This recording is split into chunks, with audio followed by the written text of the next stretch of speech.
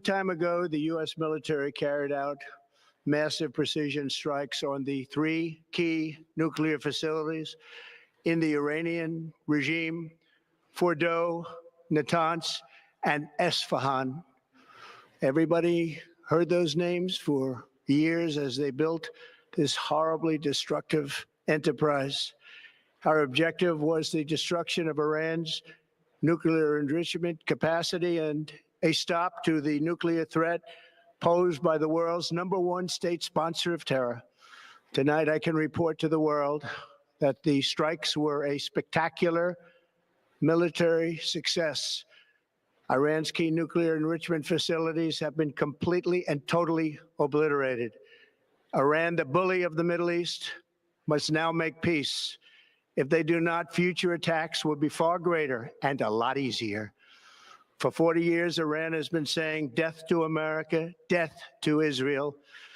They have been killing our people, blowing off their arms, blowing off their legs with roadside bombs. That was their specialty. We lost over 1,000 people, and hundreds of thousands throughout the Middle East and around the world have died as a direct result of their hate. In particular, so many were killed by their general, Qasem Soleimani. I decided a long time ago that I would not let this happen. It will not continue. I want to thank and congratulate Prime Minister Bibi Netanyahu. We worked as a team like perhaps no team has ever worked before. And we've gone a long way to erasing this horrible threat to Israel. I want to thank the Israeli military for the wonderful job they've done. And most importantly, I want to congratulate the great American patriots who flew those magnificent machines tonight, and all of the United States military on an operation the likes of which the world has not seen in many, many decades. Hopefully, we will no longer need their services in this capacity. I hope that's so. I also want to congratulate the chairman of the Joint Chiefs of Staff, General Dan Raisin Kane, spectacular general, and all of the brilliant military minds involved in this attack. With all of that being said, this cannot continue. There will be either peace or there will be tragedy for Iran far greater than we have witnessed over the last 8 days. Remember, there are many targets left. Tonight's was the most difficult of them all, by far, and perhaps the most lethal. But if peace does not come quickly, we will go after those other targets with precision, speed, and skill. Most of them can be taken out in a matter of minutes. There's no military in the world that could have done what we did tonight, not even close. There has never been a military that could do what took place just a little while ago. Tomorrow, General Kane, Secretary of Defense, Pete Hegseth will have a press conference at 8 a.m. at the Pentagon. And I want to just thank everybody, and in particular, God. I want to just say, we love you, God, and we love our great military. Protect them. God bless the Middle East. God bless Israel, and God bless America. Thank you very much. Thank you. President Trump there at the White House, Vice President J.D. Vance, Secretary of State Marco Rubio also serving as his national security advisor, along with Defense Secretary Pete Hegseth right there with President Trump announcing to the nation, similar to what he said in his post on social media not long ago, that the U.S. is now directly involved with Iran, striking 3 nuclear locations, Fordow, Natanz, and Esfahan, 3 nuclear facilities that the U.S. had long been studying, as well as international observers around the world in tracking Iran's nuclear program and their desire perhaps one day to have a nuclear weapon. I want to bring in Mary Bruce. Let's go back to Mary at the White House. Mary, the president had warned Iran, come to the table. Let's negotiate some sort of a peace deal, that this current conflict must end. At last word, he said 2 weeks would be his deadline. We know that's turned out to be 2 days. We'll learn in the hours and days to come whether that was part of the strategy here. But this is a fairly risky move for this president, though tonight he says it's been a victory. He thanked U.S. forces who were involved, and he said if Iran does not end the wars and seek peace, tragedy for Iran will be even greater than what we've seen in the last 24 hours. David, it is an extremely risky move, and no one knows really where this goes from here. Look, the president, we know, has long warned that Iran cannot get a nuclear weapon, but he also long was pushing for those negotiations. As you mentioned, it was just 2 days ago that the president announced, after yet another meeting in the Situation Room, that he was going to give himself this 2-week deadline within which to make this decision whether or not to strike Iran, in part because he thought there was, quote, a substantial chance of negotiations, that they would be able to get Iran back to the table. It is not clear still, even after hearing from the president just now, what changed his mind, what led him to believe there was no time left to waste, that the U.S. had to go ahead and get deeply involved in this conflict in a way that the president has also really promised the American people he would not. He campaigned on a promise to be a peacemaker and a unifier, to keep America out of these kinds of conflicts. And what's clear tonight is that the president is very much leaving open the door that there will be more of this. While he is hailing the strikes tonight as a huge success, he is also not ruling out additional military action, saying that there are many targets left, that they will act with precision, speed, and skill if needed. How all of this will ultimately end Iran's nuclear program is a huge question. And of course, David, Iran has promised a severe response if the U.S. were to be directly involved, as we now are. And one quick follow-up to what you're reporting here, Mary. Obviously, you're watching ABC News live coverage at this hour. The president just addressing the nation, talking about the U.S. striking 3 Iranian nuclear sites, the president calling it a tremendous success. Speaking briefly with our John Carl earlier this evening before addressing the nation about this.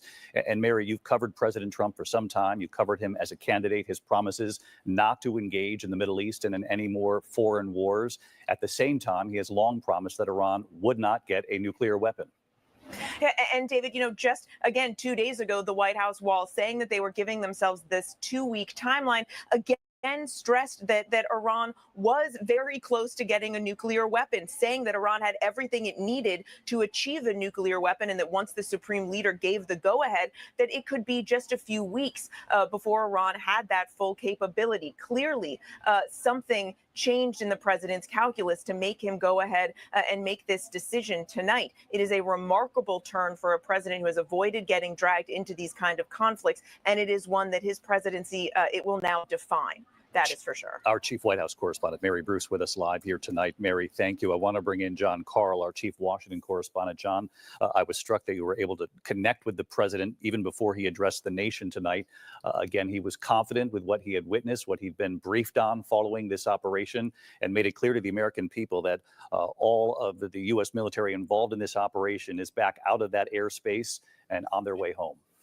I think the most significant thing is I called him, really, David, just in the aftermath of learning about these attacks, within an hour of his speech that we just saw, and he picked up the phone. That was a measure of how eager he was to tout what he said in those words. He said to me, a tremendous success tonight. He didn't want to talk about the details of the operation, about the very difficult questions, David, of what are the next steps? What happens with Iran? What happens with Iran's efforts to retaliate? We heard some of that in the speech just now when he said the attacks will be far greater and much easier if Iran does anything to the United States. But David, we are in a new phase here right now. I think it is without question the most consequential decision that we have ever seen Donald Trump make. And it's entirely unclear what direction it will go. Will it be consistent with his promise to end the forever wars? That's the argument that's being made tonight by the president's advisors. They're saying that what this has done is finally an American president has taken care of an Iranian threat that has bedeviled the United States for nearly a half a century. Finally, an American president has ended a threat that has killed a lot of Americans, as you heard the president mention, in the attacks on American troops, especially in Iraq. But the question is, did it end the threat, or did it create another new and more dangerous chapter in the U.S.-Iran conflict? Yeah, no question. It is a new chapter, John Carl. Bottom line here, the willingness to get on the phone with you signaled that the president was very pleased with the outcome of this operation tonight. Very pleased with the outcome and eager to tell people that he is very pleased with the outcome tonight. All right, John Carl, stick with us here for our live coverage. I want to bring in Martha Raddatz, our Chief Global Affairs Correspondent. And Martha, you had been on the air with us on World News Tonight all week long with your reporting. A couple of questions for you. We know B-2 bombers were used. Do we have any clarity yet on whether or not those bunker buster bombs, those 30,000-pound bombs, which had been tested before but never actually used in war, whether or not they were used in this operation?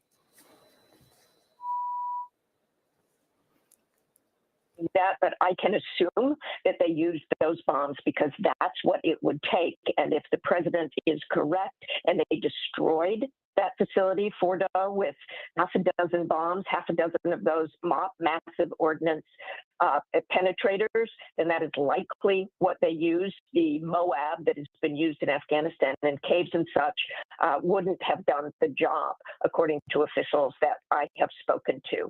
As you know, David, and we've talked about all week, those ordnance are basically down here by lecking out, conking out.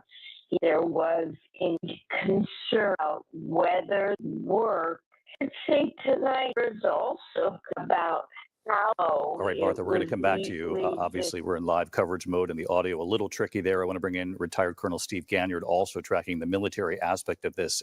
And Steve, you heard Martha there report that likely they did use these 30,000-pound bombs, though the president in front of the country tonight did not say otherwise, whether or not they did, in fact, use them.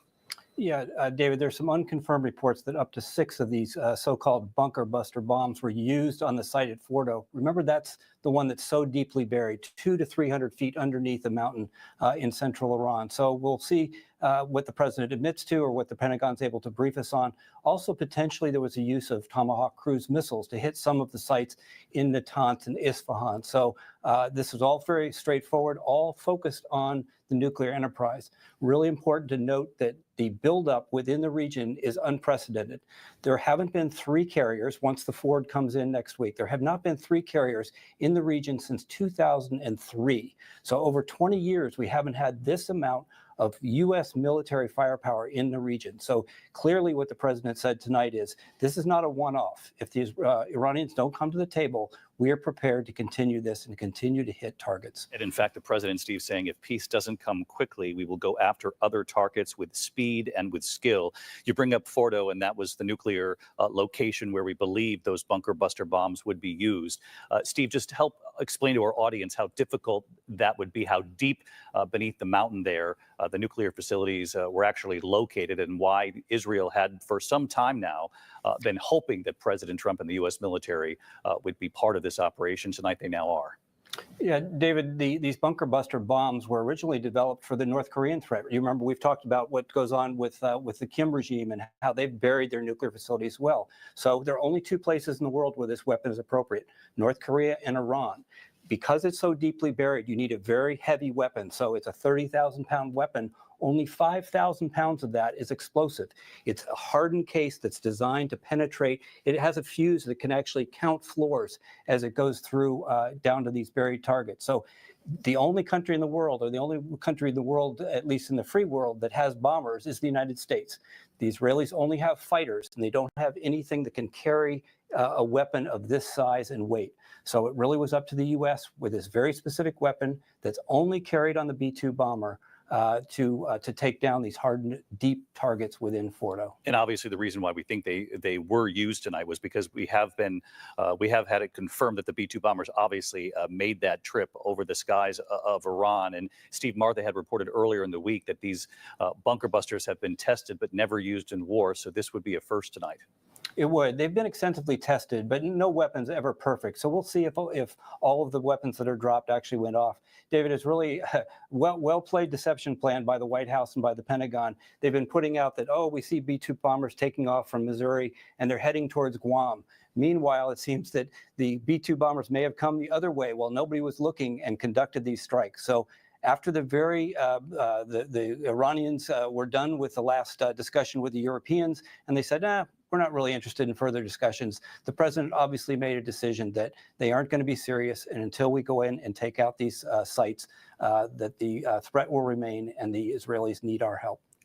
Steve, let's talk about the Iranian airspace that the U.S. military entered tonight, because the president in recent days said, we control the Iranian airspace now. He said in so many words. The word we was what got so much attention. But in these recent days of the Israeli strikes on Iran, taking out military assets, but also their air defenses, that essentially Israel did control the airspace over Iran. This was a much different situation tonight, that the U.S. Was able to fly into the skies over Iran. And the U.S., the Pentagon, the White House surely knew that this was perhaps a window of opportunity, unlike what has been seen in years prior. Yeah, David, if people may say, well, why do we need a stealth bomber if there's no air defenses? So the B-2 is very capable. You would fly it into, say, a China scenario where they would be looking for you on radar. Wasn't really required because the Israeli Air Force owns the skies over Iran. This part is not that surprising. You remember back in October of last year, David, when the Israelis struck Iran, we knew that they took out almost all of their air defenses. So we know that for months, Iran has been essentially blind and defenseless to any attacks from the air. And we've seen this over the past 8 or 9 days where the Israeli Air Force has operated with impunity. What's really shocking and is extraordinary is the human intelligence that the Mossad has been able to develop, finding all those scientists, finding all those senior leaders, taking them out within the first few minutes of this war. Steve Ganyard with us here tonight for our coverage. Steve, stick with us here. We'll come back to you, I'm sure. I want to bring in Matt Gutman also following our coverage tonight. And Matt, as you know, Benjamin Netanyahu in contact with President Trump, Israel tonight, saying that they were given a heads up. We also know that the prime minister has addressed the Israeli people just a short time ago. They had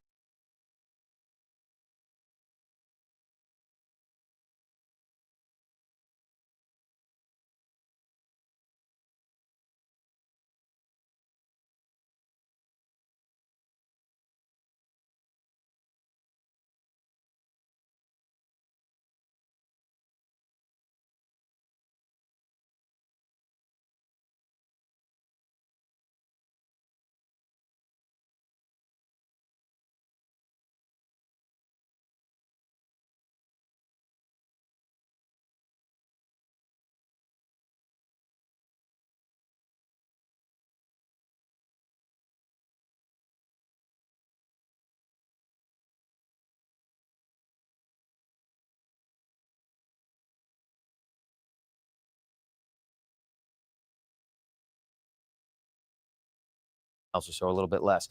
A source telling me also that the U.S. and Israel had war gamed this. They had practiced this in the past year. That happened initially during the Biden administration. So this is not something that just came out of the blue, a plan that was recently devised. They have actively been working on this in a novel way over the past year. That source also telling me that they are confident that the damage done in Fordo specifically, but also the other sites, is, quote, irreversible. Now they anticipate that there will be some sort of Iranian reaction. There has to be some sort of retaliation, but it is the estimation among many in the Israeli defense and military establishment right now that is going to be measured and calculated because the Iranian regime, David, wants to stay in power. Right now, they are fighting for their survival. One miscalculation with President Trump, with, as Steve noted, 3 aircraft carrier groups in the region could be devastating for them. So the understanding is that they're going to do what they need to do, have some sort of response, and try to live to fight another day, David. Matt Gutman with us here. Matt, thank you. I want to bring in our chief foreign correspondent, Ian Pannell, with us here. Matt brings up the point of any potential retaliation from Iran. The sun now coming up there behind you, Ian. First of all, the state of play in the region at this hour after the U.S. got involved directly in the skies over Iran. What have you seen? What have you heard? And what should viewers here in the U.S. be prepared for potentially as far as the warnings of retaliation from the supreme leader and from Iran? Yeah, not just from Iran, but of course from its proxies. We've already heard from the Houthi rebels inside Yemen that they will respond. They had warned very clearly. Remember, there was an agreement between the Houthi rebels who are backed by Iran and the United States government. It was a unilateral deal that didn't include the Israelis to stop targeting U.S. ships in the region. It is a key waterway. 20% of all oil supplies in the world go through that region, through the Straits of Hormuz, and that is an obvious weapon at the disposal of Iran to potentially respond. But there are a number of targets across the region. You have thousands of US soldiers stationed in Iraq. You have pro-Iranian militias there, the Popular Mobilization Units. You have US soldiers also stationed inside Syria. You have other US bases like Bahrain in the Gulf. So there are potential military targets. There are potential civilian targets. We had been reporting with you that the US military had been evacuating US diplomats and their families, certainly from here in Israel. We know that even before any of this began, there was a downgrading of presence across US diplomatic missions around the region, that many people had left, and they are on high alert.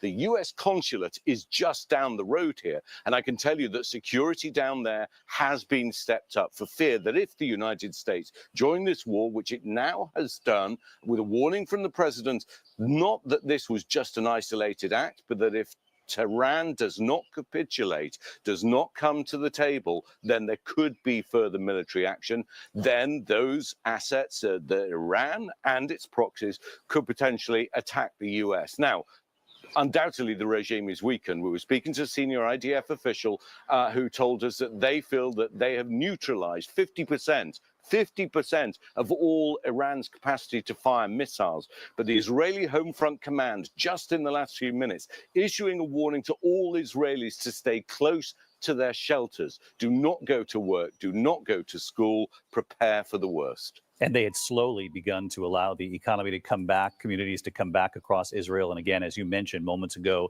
Israel informing the people of that country that they're essentially in this sort of emergency moment, waiting to see what the reaction could be from Iran. But Ian, you bring up an excellent point there.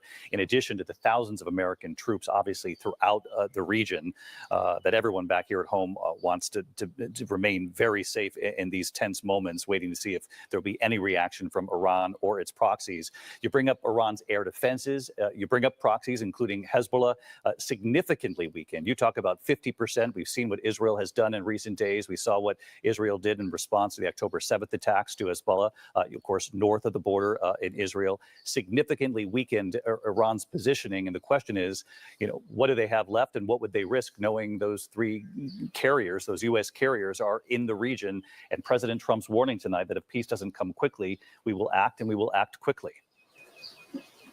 Yeah, I think the calculation is different under President Trump than it was under President Biden. But even under President Biden, they deployed more military resources to the region to support Israel, first of all in its war with Hamas and then with Hezbollah. It's been actively involved. The U.S. THAAD air defense system has been actively deployed out at sea here, and also air defenses on land to try and intercept these ballistic missiles. Now, 10 to 15% have managed to get through. But I can tell you it's now been many, many hours since anything happened here, and I think people are waiting to see. But all of those proxies have been severely degraded. I mean, since October the 7th, 2023, the entire shape of the Middle East, in particular, Israel's enemies, and by extension, America's enemies, have been weakened. You've got Hamas, you've got a change of regime in Syria, you've got Hezbollah and the Houthi rebels in Yemen, and we haven't even talked about the Iranian-backed militias in Iraq. They will be a major concern for the U.S. administration and for the Israelis, because they do have the capacity, as we've seen before, to respond to U.S. bases in the region. When General Soleimani was assassinated by the U.S. military, we were in Iraq at the time, and we saw that rockets were fired directly from Iran towards those U.S. bases. So all of that is vulnerable, and the whole idea that the regime in Iran is just going to pack up its bags and say, fine, that's the end of things, I suspect is unlikely at this point. They will have to be seen to respond, but the threat from President Trump is serious. It will be heard loud and clear across the region. And the other question here tonight, the leadership of Iran and the future of the supreme leader. Yeah, I mean, undoubtedly they are weakened. Now, it's an authoritarian regime, and as we've seen elsewhere, it lives or dies on its ability to project strength domestically, and that has been weakened. It doesn't control its own skies. Again, a senior Israeli official talking to us just 24 hours ago. Ian Panel live from Tel Aviv. Ian, stay where you are. We're going to continue our ABC News Live coverage of the U.S. directly involved now in Iran. Images from the Situation Room in a moment here of the president and the vice president from their meeting a short time ago. I'll be right back.